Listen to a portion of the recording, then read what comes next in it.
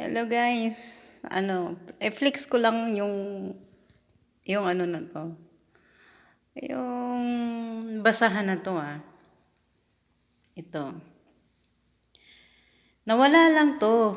Nawala lang yung kanyang, ito yung lagayan ng glass cleaner, yung bote niya. Hindi ko lang mahanap. Anong ginawa? Pinapunta ako sa supermarket.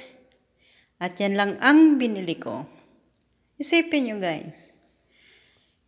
Kung yan ay may isip at mabuting tao, katulong ako, bakit ako pabibilihin niya ng gamit nila sa bahay? Ay kanila yan. Ito lang nawala. Ito lang nawala. Pwede mo namang anuhin yung iba, di ba? Bote ng glass cleaner. Hindi na kailangan yan.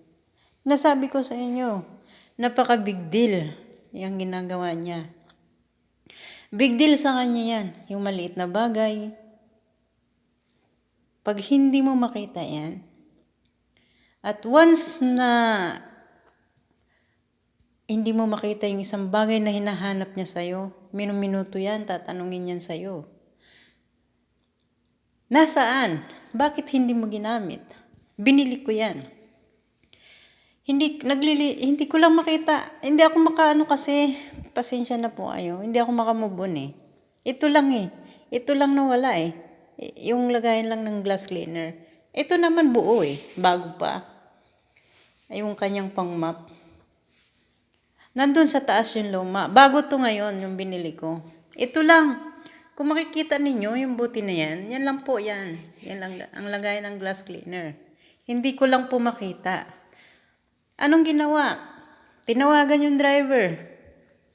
Pumunta kami ng supermarket. At binili lang ang map na to. Alam nyo kung magkano?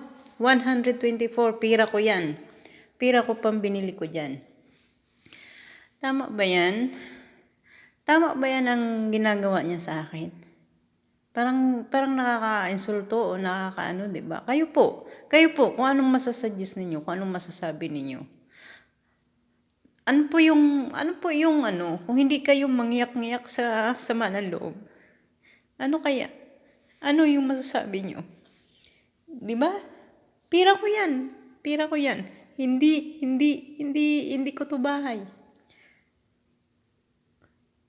Ha? Pira ko yan. Binili ko para wala nang ingay. Kasi, minuto, maya-maya tatanungin ka. Nasaan na yung Bakit hindi mo ginamit yan? Bakit Binili ko yung paulit-ulit yan. Araw-araw yan.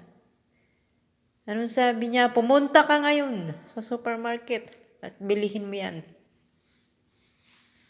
Binili ko yan.